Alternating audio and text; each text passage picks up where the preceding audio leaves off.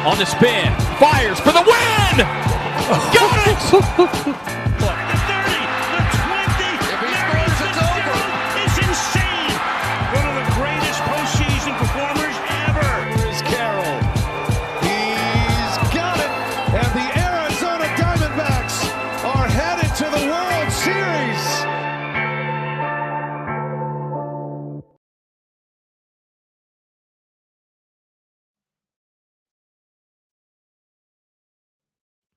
What's up, everyone, and welcome back to another episode of the AZ Sports Podcast. I'm your host, Kevin Humphreys, and it is a great day to be an Arizona sports fan.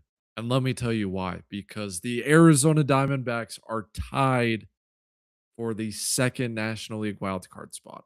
They're not even in the third place wildcard spot, which is what we celebrated a week ago. Today, they are tied for second with the Philadelphia Phillies. They rattled off 2 straight wins to win an incredibly entertaining and incredibly heart-stopping, show-stopping, everything you could ask for in a baseball series. The Arizona Cardinals, or the Arizona Diamondbacks did that against the Pittsburgh Pirates, and the Arizona Cardinals have started their NFL training camp, which means football season is right around the corner. Carson Beck is throwing passes.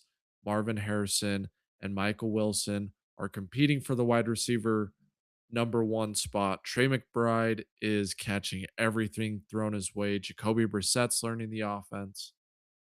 There are guys standing out on defense. There's problems along the offensive line. There is so much to talk about and not enough time. So let's get right into the Arizona Diamondbacks.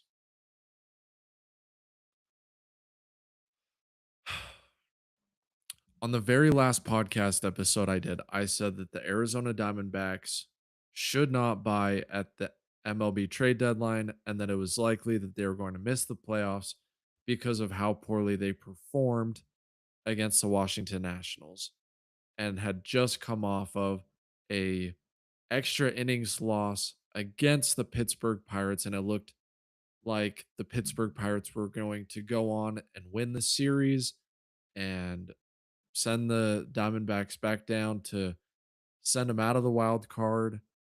But no, that is exactly what didn't happen. And the Arizona Diamondbacks are now buyers at the MLB trade deadline because of Brandon Pfaadt, Eduardo Rodriguez, Gabriel Moreno, Gerardo Castillo, and so many more players. So let's get right into it.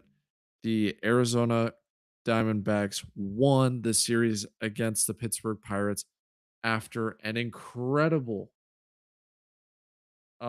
resilient performance against the Pittsburgh Pirates on Tuesday night, where they were up 6-0 thanks to some stellar pitching from Brandon Pfaadt and some good situational hitting for the most part, although the Diamondbacks were a 3 for 27 with runners in scoring position during this game and still managed to score 8 runs. Just incredible, but also shows that they're so close in these games to breaking it open, but they just cannot hit with runners in scoring position. They're last in the league in hitting with runners in scoring position since the beginning of June. They're, I believe, 25th overall with hitting with runners in scoring position overall this season. So it's been a real struggle for them. But regardless, they were still up 6-0. Brandon Pfaadt completely shoved 7 innings, 101 pitches, 0 runs, 6 hits. Wow, can't talk. 1 walk and 4 Ks. He's phenomenal. Remember when the Diamondbacks gave him that pretty sizable contract extension at the end of the 2024 season? Well, if for the next 18 months, Brandon Pfaadt regressed. He did not show that he was worth that contract at all. But since coming back from Reno, the reset that he needed in Reno, he got everything right. And he has done nothing but shove since coming back. His ERA went from mid five fives to 4, and it's going to continue to drop because he's going to continue to shove. Everything is working for him right now. The fastball accuracy is great. The curveball, the changeup, even the sweeper is starting to sweep again, which is something that was really worked really well for him in the 2023 and 2024. The cutter is starting to play really well as well.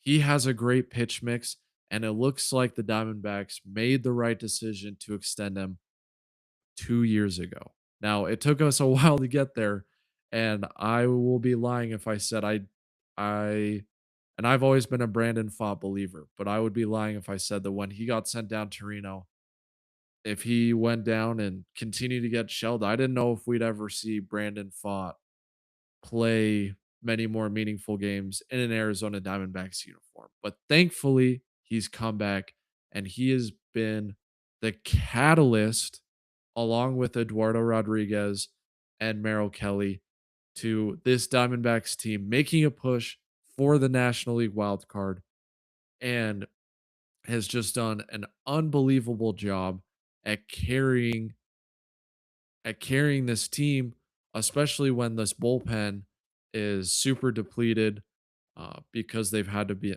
been used so much due to Cole Drake and Mitch Bratt not making it very far into games. Brandon Pfaadt has carried and is finally fully stretched out again. It took him a while to get fully stretched out, but 101 pitches means that we got full full force, high octane Brandon Pfaadt for the rest of the season.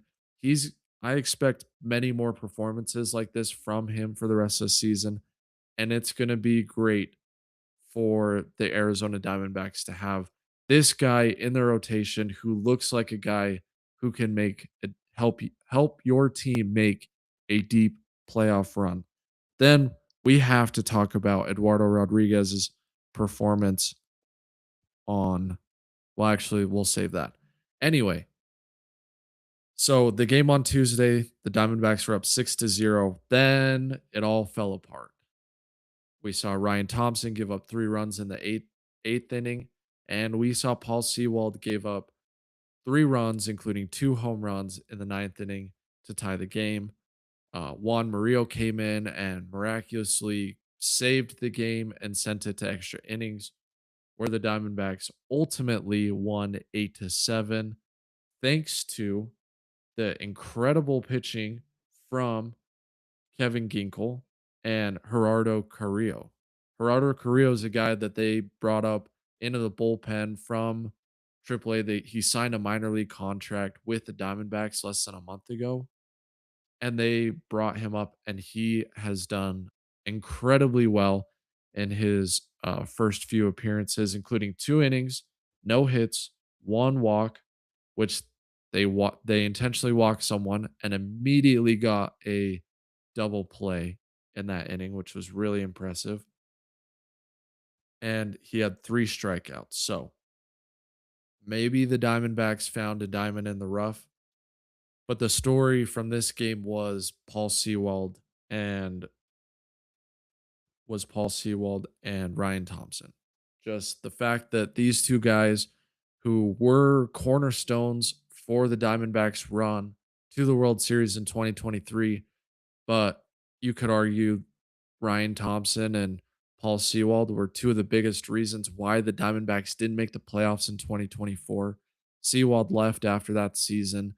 Thompson had a bounce back season last year and continued to pitch really well into this season until in the last month things have not gone well. And for Sewald, it's just been he's given up a lot of home runs. He somehow managed to get the Diamondbacks a lot of saves, but it's ultimately caught up to him. It seems like teams have kind of figure out Paul Sewald uh the later they get into the season, and it seems like his fastball and his sweeper aren't breaking and aren't riding and rising, and there's not that late movement that fools so many hitters. It feels like that's gone down a little bit, and teams are just hammering Sewald right now. And so Torey Lovello decided, hey, it is closer by committee now.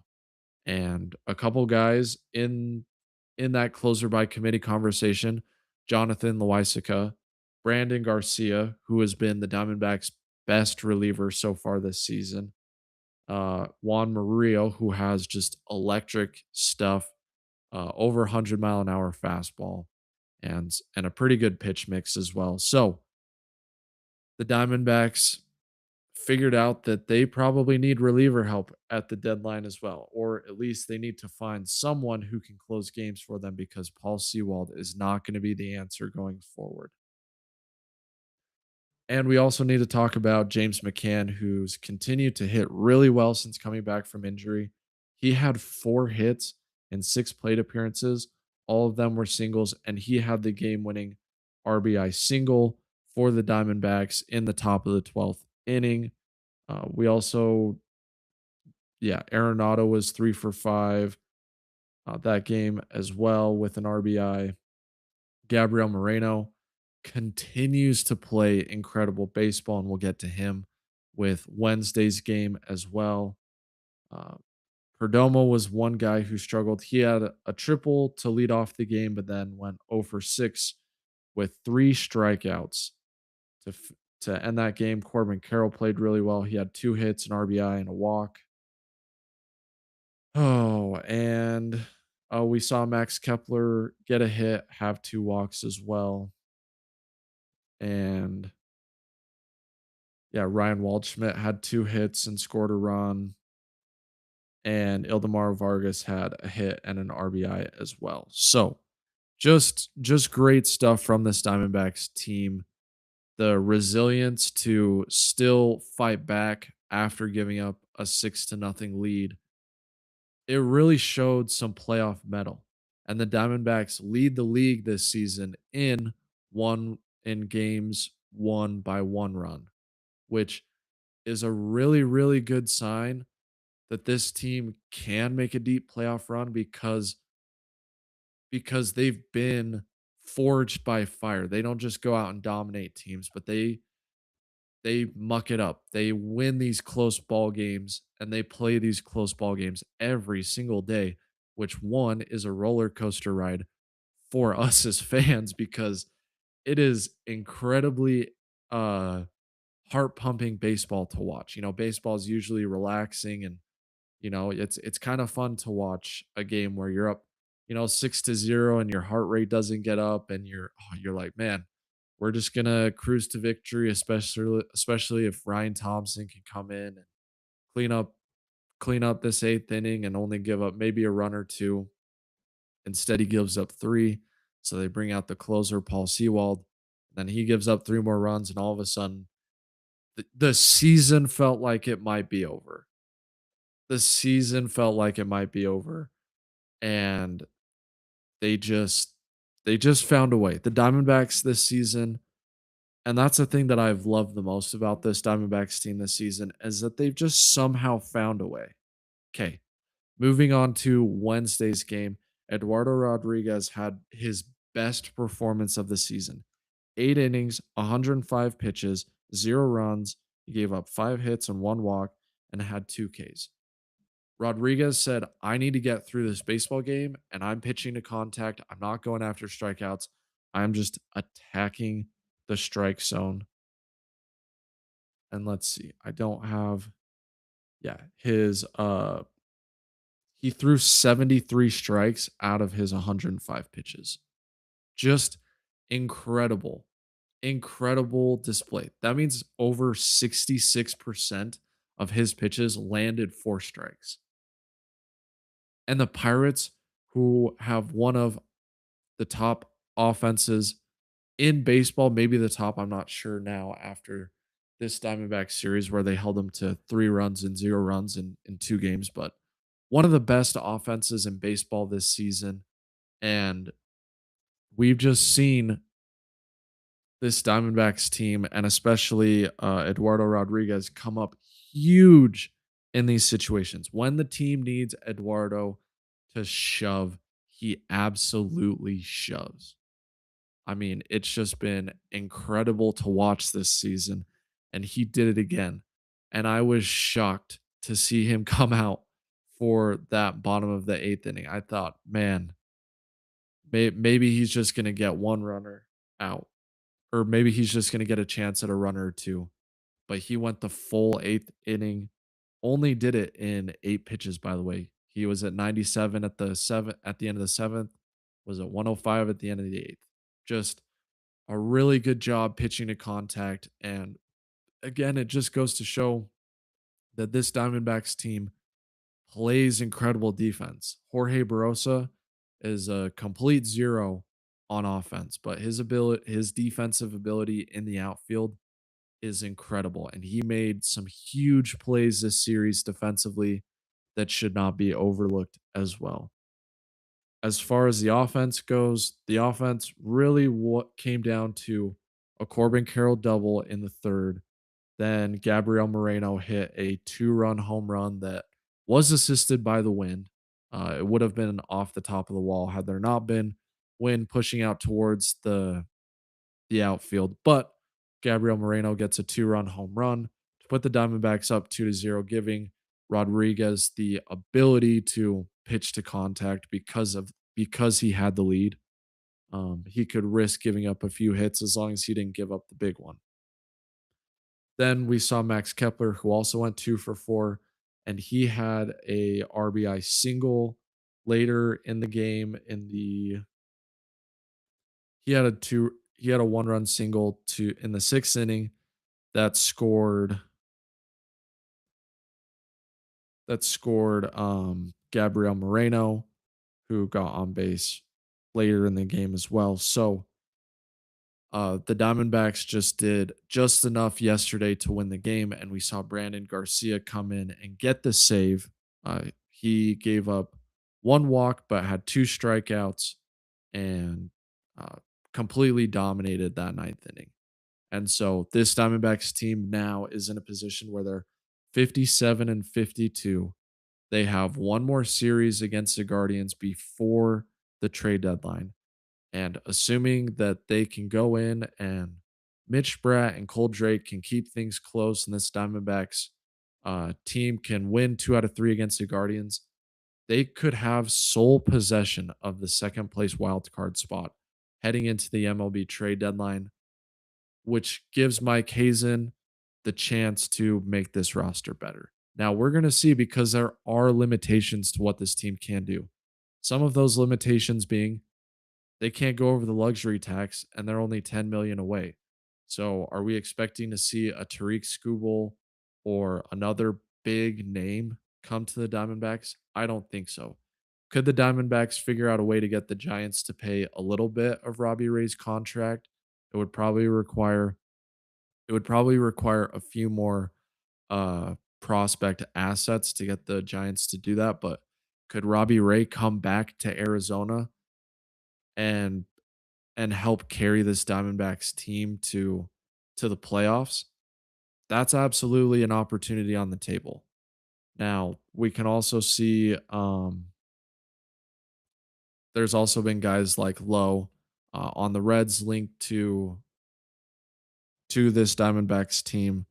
And so I'm not sure who they're going to go out and get, but I know who they need. And their biggest positions of need right now, in my opinion, one, left-handed bat that can potentially play first base as well. What this team needs more than anything is offensive firepower and guys that can continue to provide a spark on this offense.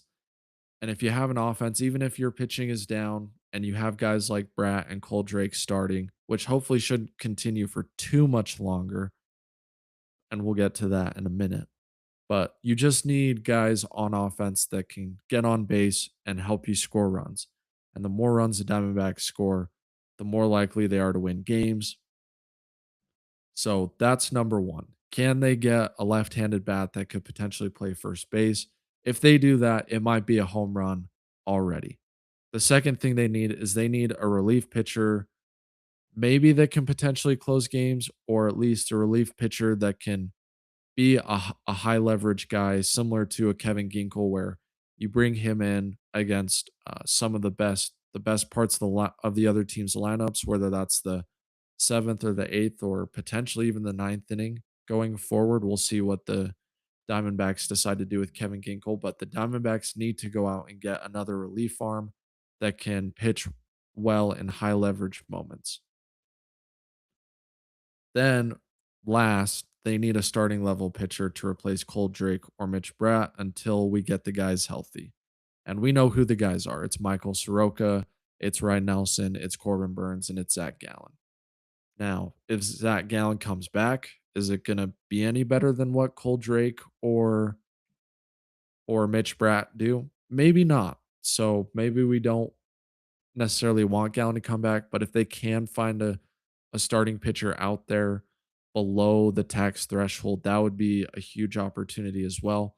But in my opinion, what they need help with more than anything is a left-handed bat because if they make the playoffs, Max Kepler cannot play in the playoffs. So their left-handed DH basically is Adrian Del Castillo, who has some pop but has not hit consistently enough for any Diamondbacks fan to feel comfortable with that being our main left-handed bat off the bench. Obviously, Corbin Carroll, Ketel Marte, Perdomo can all bat left-handed, but they need more. They need more left-handed batting, especially with all the right-handed pitching they're going to face in the playoffs.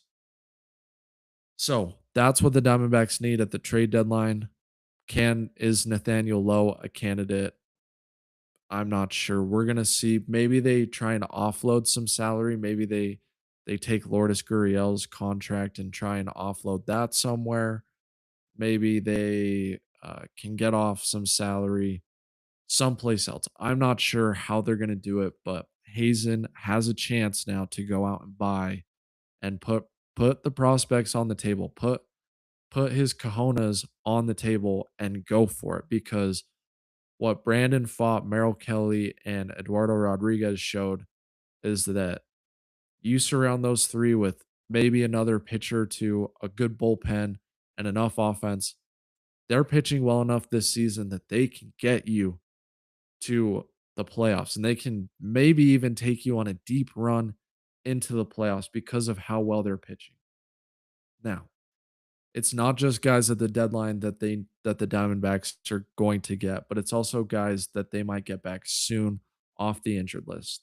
And I believe once Jordan Lawler comes back and hopefully he can come back soon and remains healthy for the rest of the season, but can Jordan Lawler be the everyday left fielder or at least split with Max Kepler? I think that's a good spot for him. Uh, Listened to Snake's Territory yesterday, and Jack Summers and Jesse Friedman both agreed that Lawler playing in center might be taxing on his legs. So try and keep him healthy, and just let him play in left field. Diamondbacks also have Justin Martinez and Michael Soroka who are working their way back. We cannot forget about Tommy Troy, who had kind of assumed everyday center field duties over Ryan Waldschmidt, over Tim Tawa before he went out with an injury. And then further on in the future, Corbin Burns, AJ Puck, Zach Gallen, who recently started throwing again. Those are all guys that can come back. And as long as the Diamondbacks can continue to win baseball games and stay in the hunt, if they can get those guys back, they don't need to do a whole lot at the trade deadline because they have reinforcements. Hopefully, hopefully coming back. We'll see if that ends up happening or not. And then there's one more bonus guy to watch, a guy that if you are familiar with it, or if you're familiar with the Diamondbacks and watch them at the beginning of the season, there's a guy by the name of Jose Fernandez who catapulted the Diamondbacks start to the season where they started out. I believe it was like a 15-8, 15-10 record to start the season. He was a big reason why struggled struggled in May and June, got sent down to Reno. But in the month of July, first baseman Jose Fernandez is hitting 373, 437, and is slugging 680. So he has a 1.117 OPS in the month of July in Reno. And we know it's Reno, so everyone's stats are juiced there. But if he's figured it out at the plate again, maybe it's worth it for the Diamondbacks to bring him up. Not sure how many options Locklear or Tawa have left, but he's definitely a guy where if you're looking at the if you're looking for a guy to come up and provide an offensive spark, looks like Jose Fernandez that guy, could be that guy that could provide an offensive spark at first base, which the Diamondbacks need, but they need less because they've been able to kind of piece it together recently with Tawa. Vargas has started hitting again, and Tyler Locklear. So there's a lot of avenues that this Diamondbacks team can take going forward. And it also wouldn't surprise me if some of these guys, like a Tommy Troy, like unfortunately a Jose Fernandez, I would not be surprised at all if the Diamondbacks really wanted to go for it this season and they needed to put one of these really intriguing young prospects on the table. Could one of them be gone at the trade deadline? Yes. I hope not. We're going to see, but it's going to be exciting. The Guardians series, just a quick preview of that. They don't hit, but they also don't give up runs. So expect more of kind of what happened in the Pirates series, at least in the first and third game, where a 3-2 game. It could be 2-2 going into the eighth inning, and the Diamondbacks need a clutch hit and clutch pitching.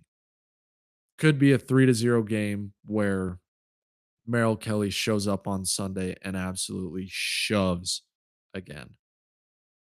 The biggest thing is we need Mitch Bratt and Cole Drake to pitch well.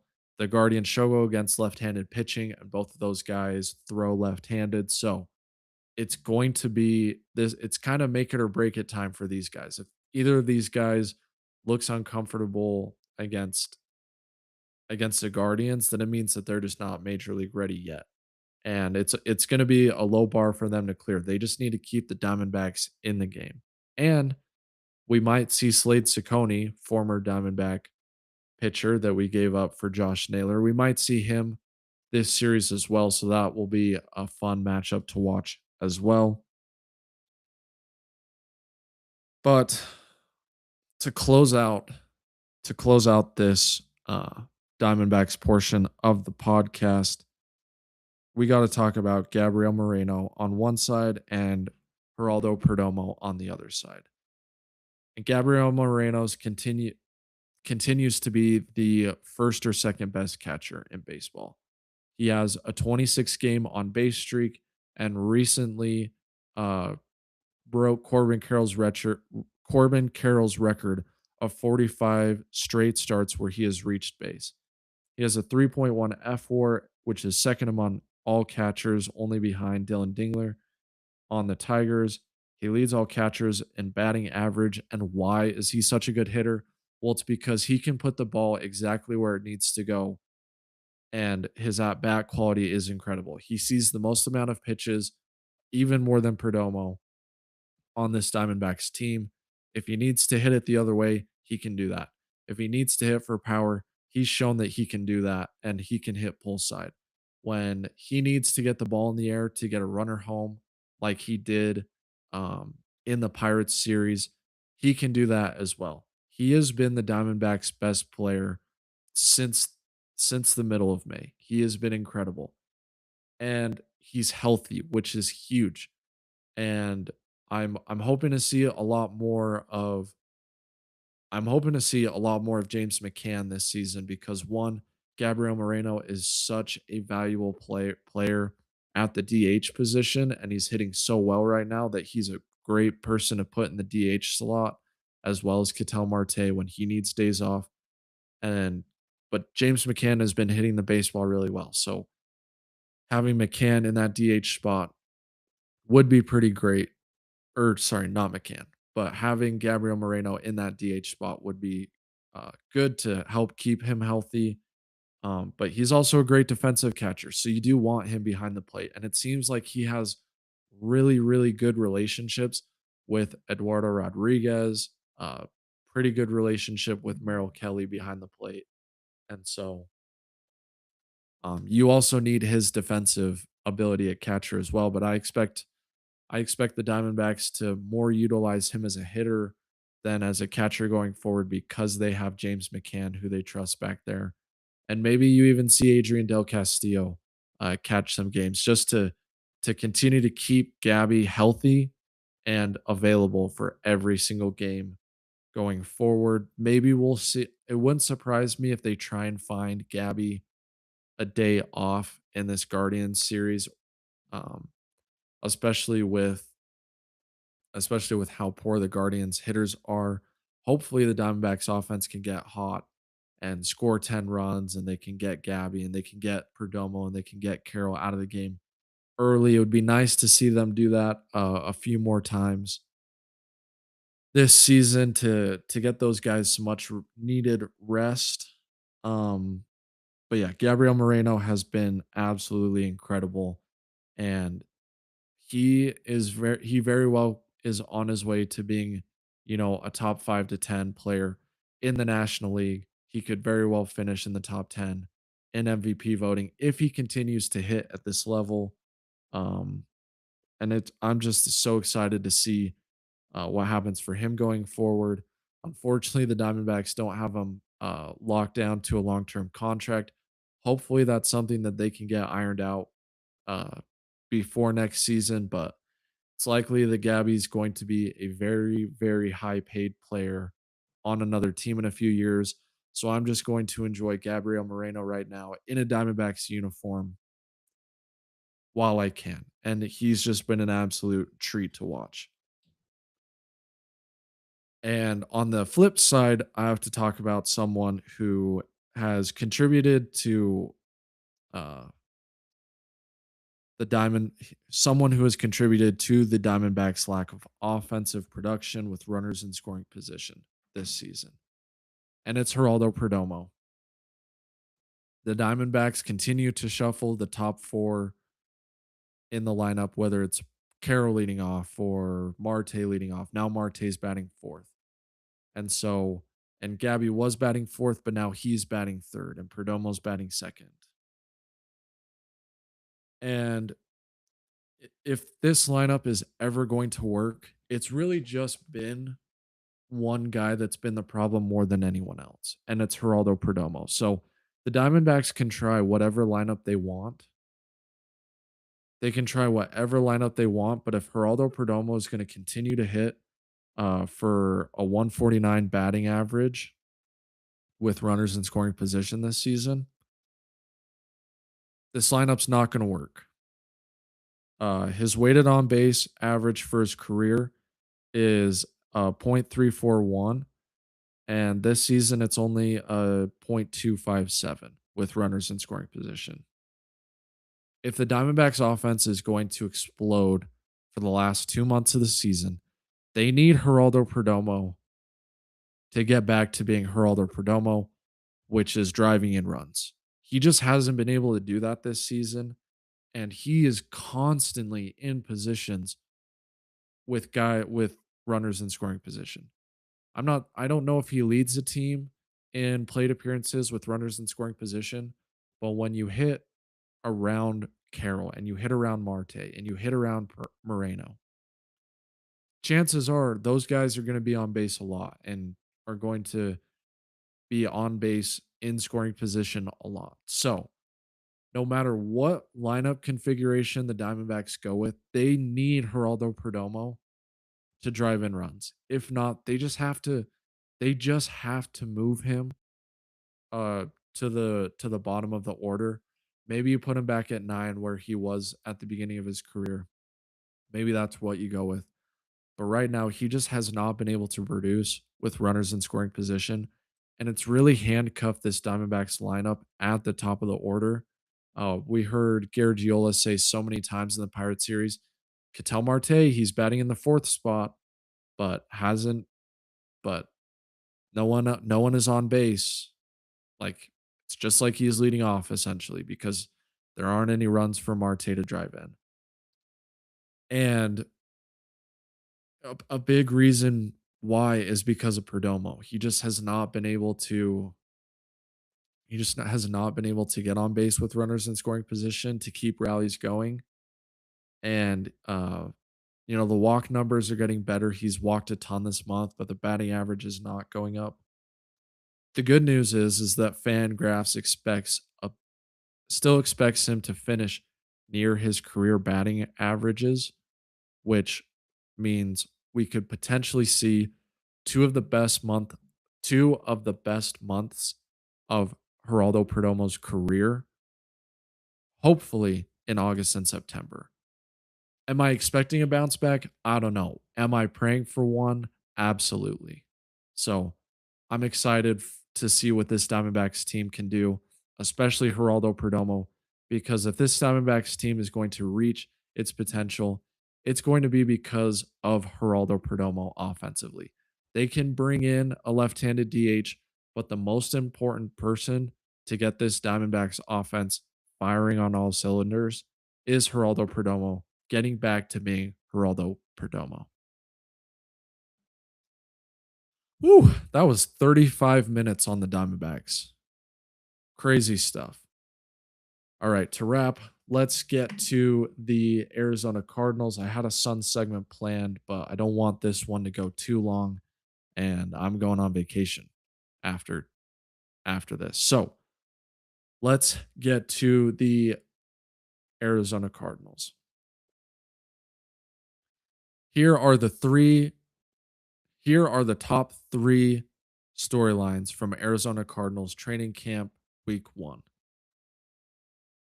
Number 1, Marvin Harrison Jr. versus Michael Wilson for that number 1 wide receiver spot. I don't know if they're ever going to actually announce if there's a wide receiver number 1 and a wide receiver number 2. I think LaFleur is going to say, well, sometimes Marvin Harrison Jr. is the number 1 option, and sometimes Michael Wilson is going to be the number 1 option. But at some point, we're going to know the pecking order in the wide receiver room and who is going to start the season in the number 1 spot. Is it going to be Michael Wilson or is it going to be Marvin Harrison Jr.? And right now, Michael Wilson looks like he's solidifying or making a really good run at that number 1 spot, whereas Marvin Harrison Jr. We've seen highlights of his drops. We've seen highlights of his drops in training camp so far.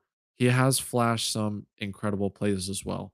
But Michael Wilson just continues to be super consistent and continues to produce, especially with Jacoby Brissett as his quarterback. Now we obviously know that neither of those guys are the number 1 option on this team. And the number 1 option on this team is Trey McBride, the Madden 99 overall 99 overall player, the all pro tight end, one of the highest paid tight ends in football. We know that Trey McBride is the Arizona Cardinals' best player on offense. Really, and maybe by a large margin, although we'll see what the receivers and the running back room can do this year to close that gap. But there's long-term ramifications for how this specific wide receiver 1 race shakes out. Because the likelihood is whoever you decide is your number 1 wide receiver this year is probably the guy that you're going to invest long-term money in. And maybe the Cardinals can figure out a way to invest long-term money in both if both of these guys manage to prove that, hey, we're pretty good we're both really good wide receivers. Are we top 10 wide receivers in the league? I don't think we have a Bengals situation going on here where we have Jamar Chase and T Higgins.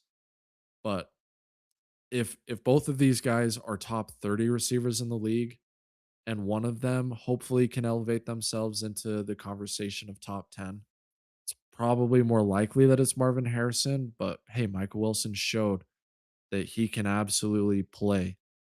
He showed that last season, and he's showing that in camp. So there are some long-term ramifications for who ends up earning the top wide receiver spot during camp. And it would be unfortunate if at least for, Monty Austin for and this front office. If that ends up being Michael Wilson, it means that you spent the number 4 pick in the draft on Marvin Harrison Jr. and he ends up being your second wide receiver. That is not what they envisioned for Marvin Harrison Jr. at all.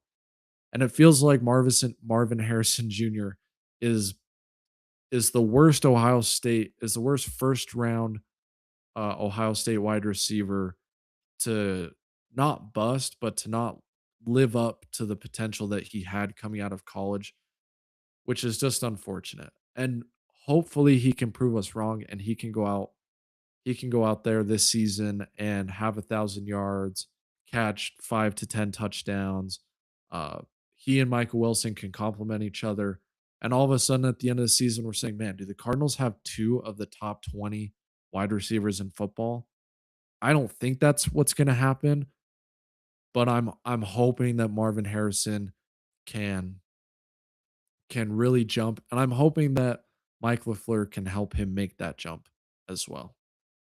Outside of that, the wide receiver room, it's going to be interesting to see who really assumes that um, third wide receiver position because we know Trey McBride's going to get the ball. We know Jeremiah Love's going to get the ball. We know Tyler Algier is going to get the ball. We know James Conner is going to get the ball when healthy. We know Marvin Harrison is going to get the ball. We know Michael Wilson is going to get the ball. There's not a whole lot of room for anyone else, but the Cardinals are going to have times where they have 3 and 4 wide receivers on the field at once. Who is that wide receiver going to be? Right now, it looks like Kendrick Bourne is flashing as wide receiver number 3, but the Cardinals need at least a little bit of depth in the wide receiver room outside of Kendrick Bourne. So, how does the rest of that shake out? Obviously, we've seen Xavier Weaver.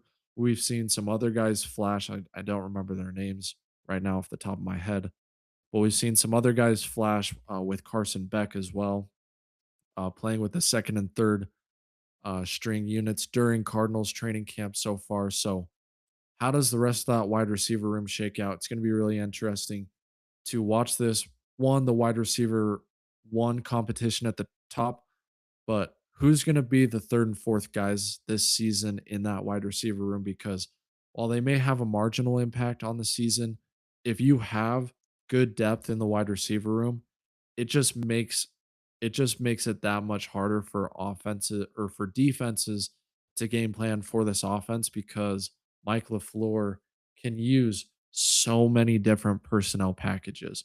Whether we're playing 3 tight ends with Tip Ryman, Elijah Higgins, and Trey McBride, then you throw in Marvin and Michael Wilson and all of us, or you probably have a running back in there. You have Marvin out there with Jeremiah Love, like that could be super fun. You could be in 12 personnel, and then you just have your two wide receiver ones out there with Trey McBride, Tip Ryman, and Jeremiah Love, or one of the running backs, one of the many running backs. I imagine we'll see a lot of 21 personnel this season as well, like 2 running backs, especially because Jeremiah Love is such a weapon in the pass game. I think we're going to see a lot of 21 personnel this season with McBride, the 2 backs, and then your 2 wide receivers. I think that's going to be really interesting to see what they're able to do with two running backs on the field with McBride and the 2 receivers. I'm excited to see some of that. There's so many different personnel packages that seem to make sense on this Arizona Cardinals roster. And the more I'm thinking about it, I sit here and I ask myself this question. The Cardinals were clearly one of the poorest coach teams last year.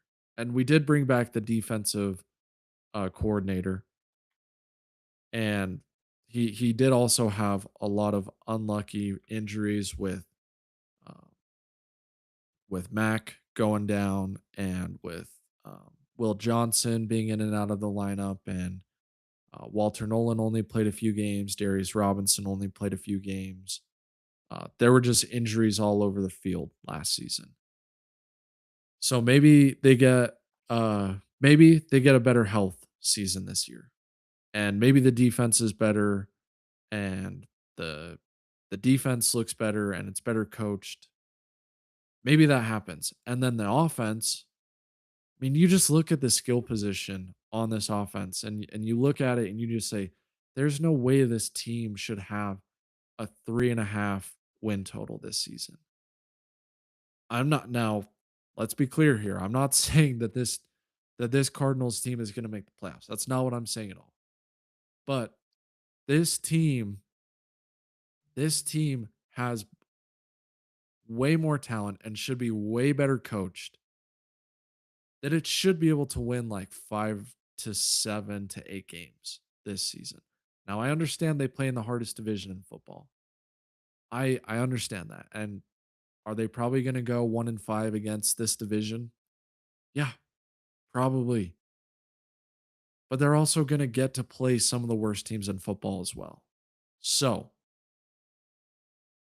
right now, I'm saying it right now on the record.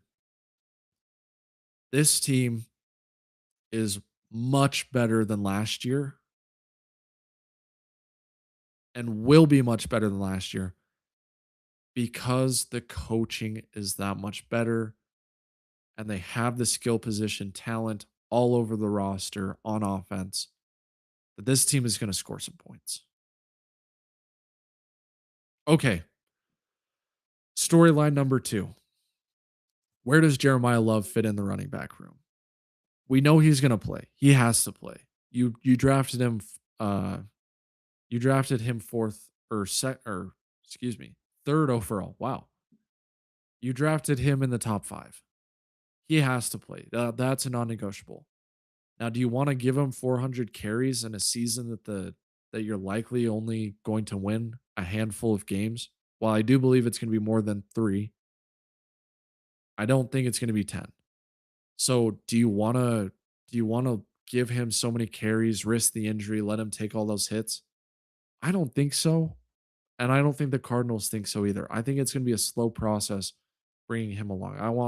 I think they want to make sure that he's absolutely ready before they start giving him heavy loads. And it's great because you have James Conner and Tyler Algier in that room as well. I mean, you look at that room right now, and it's got to be the best running back room in football. It might not have the best running back in football in there right now, but just 1 to 3, if James Conner can come back and be who James Conner has been the previous 2 seasons outside of last year, he's been 1,000 yard back multiple times in his career. We've seen Tyler Algier as be 1,000 yard back and then be a really good backup to Bijan Robinson in Atlanta. And he's been taking the number 1 reps in practice so far. And now you have Jeremiah Love, who has the most guaranteed money out of any running back in the NFL. We've seen guys go out there and say glowing things about him. Jacoby Brissett said there's a reason why they're paying this guy 50 million a year, and it's because he's so explosive and he's so special and he's so gifted. So, how does this room shake out? Does Jeremiah Love lead the Cardinals in carries this season? I'm actually going to go out there and say no. I think it's going to be Tyler Algier. I think Tyler Algier, he doesn't get talked about a lot because where James Conner's been there forever and they brought in Jeremiah Love.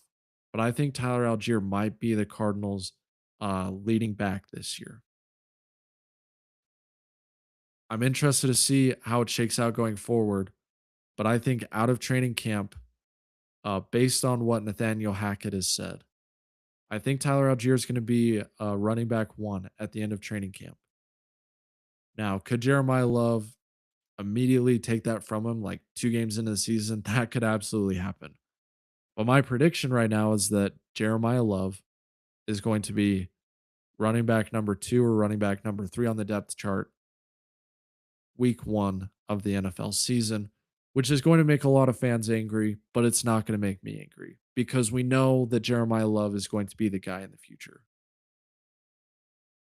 but the Cardinals, if they are tanking this year, which we're gonna find out pretty early on if they're tanking this year. If they are tanking this year, it's not worth it to load them up with a bunch of carries. It's just not worth it. You got to save them for when you have the quarterback and when you have the defense that can go out there and compete in the NFC West. Then we can give them 400 carries. All right. The last storyline I'm watching is the development of Carson Beck because we believe with the Cardinals tanking or assumed tanking this season, we believe that at some point this season we're going to get to see Carson Beck because you have to see what you have in him going into next year because of how loaded that the 2027 NFL draft is with quarterbacks. So, how does Carson Beck look in training camp? Well, it's been mixed so far. Uh, he's been inaccurate in intermediate and deep passes, according to Tyler Drake. But he in the first full padded practice yesterday, he showed some flashes. He really did. And if you've seen the highlights, there have been both good highlights and bad highlights. And could Carson Beck be the backup quarterback coming out of training camp? That's what I'm watching for. Maybe Gardner's the backup. Maybe he's not. Maybe Carson Beck can prove that he's ready enough to be the backup quarterback. Now, if Jacoby Brissett goes down in the middle of the game, I think Gardner Minshew is the emergency quarterback. I think that's who they put in midway during a game if Jacoby Brissett gets injured. But if Brissett goes down or they decide that Brissett's not the answer, is Carson Beck QB2? I think so. We'll see if training camp betters that out. Thank you guys so much for watching or listening to the AZ Sports Podcast. I'm your host, Kevin Humphreys. Please like and subscribe, or if you're listening, please follow and rate this podcast. Share it with an Arizona sports fan that you know. And with that, let's go Diamondbacks. Let's go get a series win against the Guardian. Come on, Mike Hazen. Bye, bye, bye. Let's go make the playoffs.